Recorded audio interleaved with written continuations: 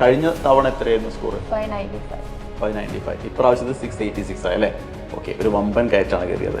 ഓൺലൈനിലെ ക്ലാസ്സുകൾ എങ്ങനെയുണ്ട്? ക്ലാസ്സിൻ്റെ ഒരു ക്വാളിറ്റിയും കാര്യങ്ങളൊക്കെ ഞാൻ കണ്ടതിൽ വെച്ച് സത്യം പറയാം ഏറ്റവും ബെസ്റ്റ് ക്വാളിറ്റി ആയിട്ട് തോന്നി. പിന്നെ എക്സാംസിനെ കുറിച്ച് എനിക്ക് ഇഷ്ടമായത് ആ വീക്കിലി എടുത്ത ടോപ്പിക്സ് മാത്രമല്ലായിരുന്നു, അതുവരെ എടുത്ത എല്ലാ ടോപ്പിക്സും ഇൻക്ലൂഡ് ചെയ്യുന്നു. അപ്പൊ നമുക്ക് മറ്റേത് കൂടി മറന്നു പോകാതെ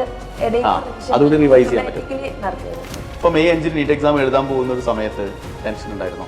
പോകുന്ന ടൈമിൽ എനിക്ക് ടെൻഷൻ ഉണ്ടായിരുന്നു, പക്ഷെ എക്സാം ഹാളിലും ടെൻഷൻ ഉണ്ടായിരുന്നു. എക്സാമിന്റെ ക്വസ്റ്റ്യൻ പേപ്പർ കണ്ടപ്പോ എനിക്ക് വേറൊരു എക്സാം ആയിട്ട് ഫീൽ ചെയ്തില്ല. നമ്മൾ എഴുതുന്ന ഏപ്രിൽ മന്തിൽ ഫുൾ പ്രിന്റ് ചെയ്തല്ലോ, അപ്പൊ അതേപോലെ തന്നെ സെയിം മോഡൽ ക്വസ്റ്റ്യൻസ്. ഹായ്, 2024 നീറ്റിലെ സൈലത്തിന്റെ മറ്റൊരു ടോപ്പറാണ് ഫിദ അൻഫീസ്.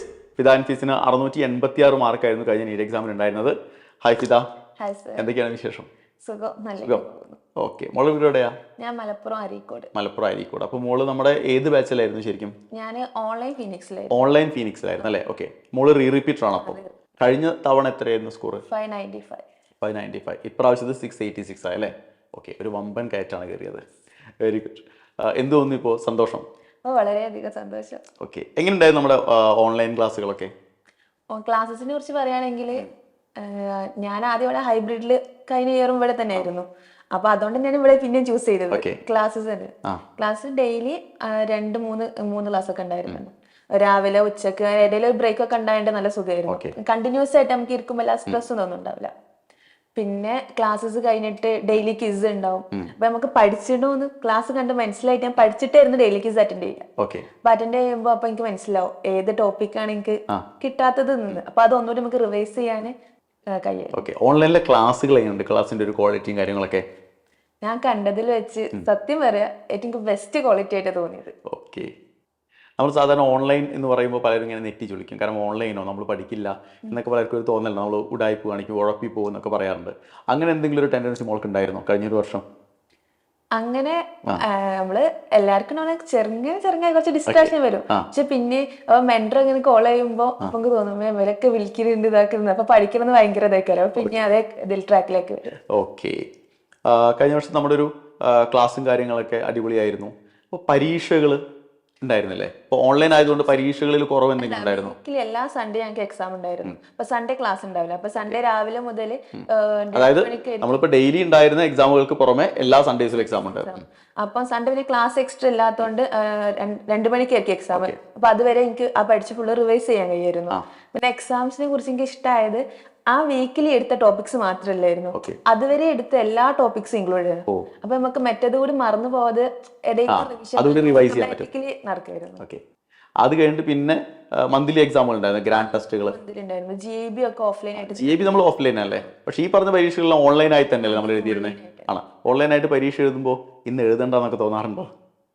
പിന്നെ അങ്ങനൊക്കെ തോന്നിയാലും ഇത് നമ്മൾക്കില്ലത് തന്നെയല്ലേ. അപ്പൊ നമ്മൾ എഴുതും. ഞാൻ പിന്നെ OMR ഒക്കെ വേറെ പ്രിന്റ് എടുത്തിട്ട് അതേപോലെ അതേ അറ്റ്മോസ്ഫിയറിൽ ഇരുന്ന് എഴുതുന്നല്ലേ.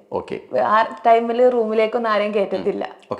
നമ്മുടെ ഈ ഓൺലൈൻ പരീക്ഷകൾക്ക് റിസൾട്ടും കാര്യങ്ങളൊക്കെ വളരെ പെട്ടെന്ന് തന്നെ കിട്ടാറുണ്ട്. ഒപ്പം തന്നെ നമുക്ക് എക്സാം എഴുതി കഴിഞ്ഞാല് കിട്ടും. ഓക്കെ, അപ്പോൾ പരീക്ഷകളുടെ മാർക്ക് കുറയുമ്പോഴോ അല്ലെങ്കിൽ എന്തെങ്കിലും മാറ്റം വരുമ്പോഴൊക്കെ മെന്റർ കോൺടാക്ട് ചെയ്യാറുണ്ടോ? മെന്റർ പറയാറുണ്ട്. എന്താ കുറഞ്ഞു പോയേ എന്നൊക്കെ ചോദിക്കാറുണ്ടോ?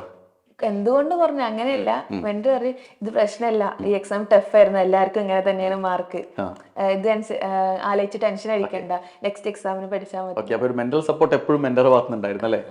ഓക്കെ, പിന്നെ നമ്മളെ GABകൾ നമ്മൾ ഓഫ്ലൈൻ ടെസ്റ്റുകളായിരുന്നല്ലോ GABകൾ അല്ലേ? വേറെ സെന്ററിലൊക്കെ പോയി പരീക്ഷ എഴുതുമായിരുന്നല്ലേ? അത് എത്രത്തോളം മോളെ നമ്മുടെ നീറ്റ് എക്സാമിന് സഹായിച്ചിട്ടുണ്ട്? ഓഫ്ലൈനായി എഴുതുമ്പോഴാണ് നമുക്ക് ഓരോ ഓഫ്ലൈൻ കഴിയുമ്പോൾ എനിക്ക് ഓരോ ഇമ്പ്രൂവ്മെന്റ് ഇങ്ങനെ കാണേണ്ടത്.